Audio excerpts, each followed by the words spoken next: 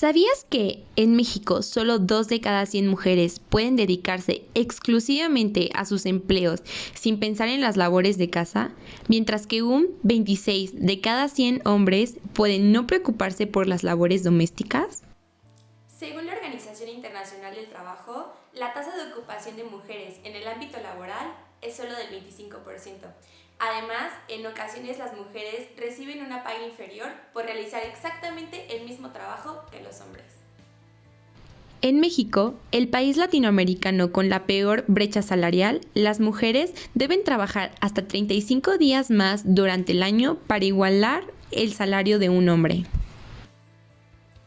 Asimismo, la tasa de desempleo de las mujeres es 10 veces mayor que la de los hombres, a pesar de que representan una minoría en la fuerza laboral.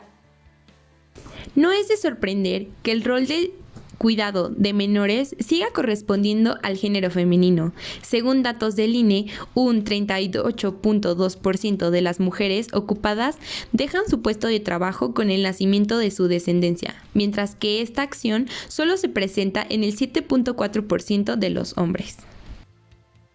Por otro lado, según datos de la ONU, el 90% de los jefes de Estado son hombres.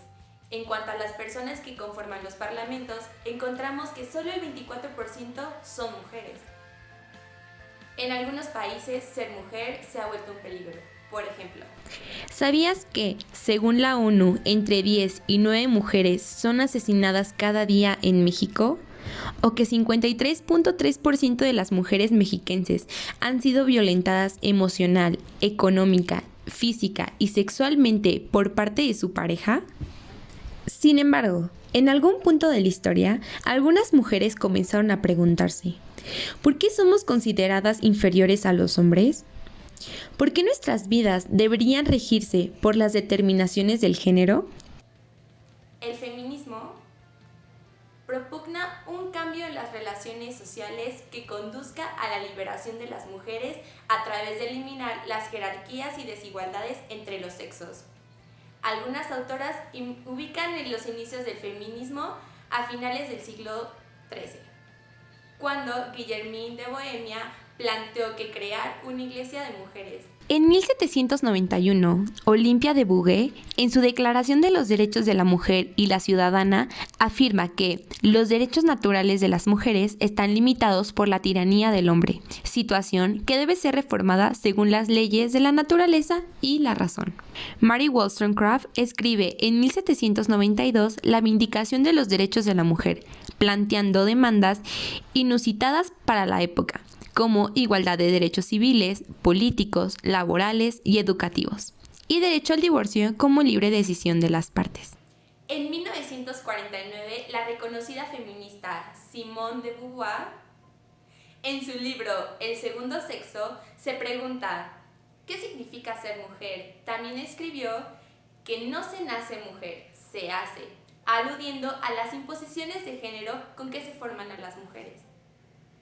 Dado que no todas las mujeres viven bajo las mismas condiciones sociales, culturales, laborales, económicas e incluso geográficas, a medida que el movimiento crecía, se le agregaban perspectivas de distintas formas de vida de las mujeres. El feminismo, por tanto, se enfrenta al reto de acoger e interpretar la variedad de formas de adoptar al ser mujer. El denominado nuevo feminismo busca demostrar que la naturaleza no define los seres humanos, reivindica el derecho al placer sexual por parte de las mujeres y se denuncia que la sexualidad femenina ha sido negada por la supremacía de los varones. Existe también el feminismo radical, que sostiene que la mayor contradicción social se produce en función del sexo. Las mujeres están oprimidas por las instituciones gubernamentales que tienen el control sobre ellas y fundamentalmente sobre su reproducción. El feminismo liberal, con peso en especial en Estados Unidos, considera el capitalismo como el sistema que ofrece mayores posibilidades de lograr la igualdad entre los sexos. Cree que la causa principal de la opresión está dada por la cultura tradicional, que implica atraso en la educación y no favorece la emancipación de la mujer. Por otra parte, el feminismo socialista considera que la lucha feminista debe insertarse en la problemática de enfrentamiento global al sistema capitalista. Relaciona la explotación de clases con la opresión de la mujer. Actualmente, voces de grupos antes olvidados por el feminismo han comenzado a apropiarse del discurso del movimiento para reflejar su realidad. Así nos encontramos con los feminismos indígenas, LGBT+, o ambientalista, por citar algunos. En México, la historia del feminismo o de la lucha por los derechos de las mujeres comienza a finales del siglo XIX y principios del siglo XX. El término como tal se usaba ya en algunos congresos en los 20. En la Revolución, las mujeres ganaron los derechos de la administración de bienes, la tutela de hijas e hijos y salarios iguales al trabajo igual. Sin embargo, aunque la Constitución de 1917 inscribió la igualdad legal para hombres y mujeres, se olvidó del derecho al voto femenino. 3 años antes, en 1914, se expidió la ley del divorcio, impulsada por Hermila Galindo, secretaria particular de Venustiano Carranza, quien accedió a asignarla. En Yucatán se dio un primer movimiento feminista en diciembre de 1916, cuando se celebraron 2 congresos encabezados principalmente por maestras y mujeres de la clase media, que buscaban crear consenso en torno a las reformas educativas y sociales.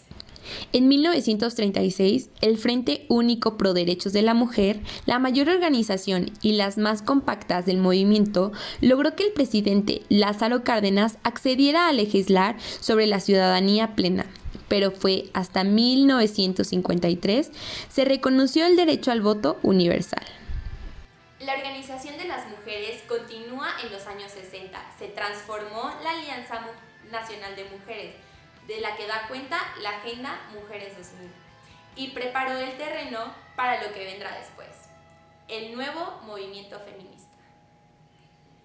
Otro hecho destacable es que en 1979 Grisela Ponce fue la primera gobernadora de un estado de la República Mexicana, Colima, incorporando los centros de atención a las mujeres, incluyendo a las trabajadoras sexuales en los servicios de seguridad del estado. En la época postrevolucionaria, Hermila Galindo elaboró una columna a la que tituló La mujer como colaboradora en la vida pública. La falta de conocimiento de las causas del movimiento feminista por parte de la sociedad en general también es fuente de descontento.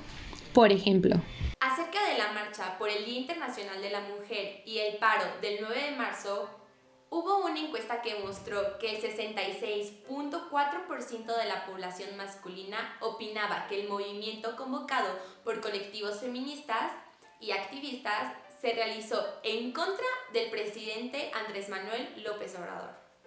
Antes de eso, en agosto de 2019 se dio un periodo de protestas sucedidas, conocido como la brillantinada.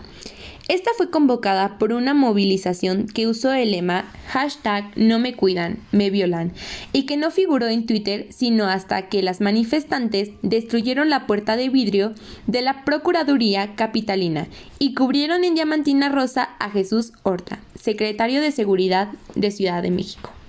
Como respuesta, la jefa de gobierno de Ciudad de México, Claudia Sheinbaum, calificó los destrozos como provocación, lo cual recrudeció.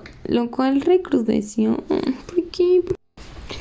Como respuesta, la jefa de gobierno de Ciudad de México, Claudia Sheinbaum, calificó los destrozos como provocación, lo cual recrudeció el entorno hostil y agresivo hacia el feminismo, que terminó dominando las redes sociales. Sin duda, el feminismo ha causado disgusto entre ciertas esferas del poder. Las muestras de desacuerdo se han hecho notar durante todas las etapas del movimiento, y no solo por hombres, sino también por mujeres que no simpatizan con estos ideales. Entre algunas de las manifestaciones de desacuerdo podemos encontrar tweets de personas acusando a las mujeres de ser feminazis o incluso atentados contra las marchas organizadas para protestar contra la violencia de género o en favor de los movimientos feministas. Por otro lado, la despenalización del aborto se mantiene dentro de los confines de la humanidad, sin llegar a contextos fuera de estas. Instituciones como la Iglesia o grupos civiles pro familia se oponen a las reformas de la ley para despenalizar el aborto, con el argumento del cuidado de la familia tradicional y el no asesinar a los bebés. Lejos de disminuir los casos de violencia contra las mujeres, incrementan. Incluso encuentran nuevos módulos operandi para lo mismo. Una avasalladora mayoría de mujeres ha vivido alguna forma de violencia a lo largo de su vida en México, 66% según el Instituto Nacional de Estadísticas y Geografía. La violencia ha escalado tanto, es tanto el odio en el crimen que incluso hemos tenido que crear un nombre para tratar de entender lo incomprensible: feminicidio. Vale la pena preguntarse, ¿dio el feminismo más camino recorrido del que le falta por recorrer? Definitivamente. Resultaría incorrecto descansar todas las esperanzas sobre un único movimiento. Los cambios necesarios para que las mujeres puedan ser plenamente libres, defender sus derechos, recaen en muchas más esferas sociales, que van desde la tradición hasta las estructuras en las que se ha construido el mundo como lo conocemos. Sin embargo, en retrospectiva, las mujeres de hoy en día casi no se parecen a las mujeres de hace un siglo. La libertad que gozan a veces oculta en el enorme halo de violencia y desigualdad que las rodea es incomparable con las represivas formas de vida de tiempos pasados. Por ello, sin perder la esperanza de un futuro más igualitario para todos los seres humanos cuando la causa se vea perdida, echemos un vistazo a los grandes logros de las mujeres del pasado para las mujeres de hoy.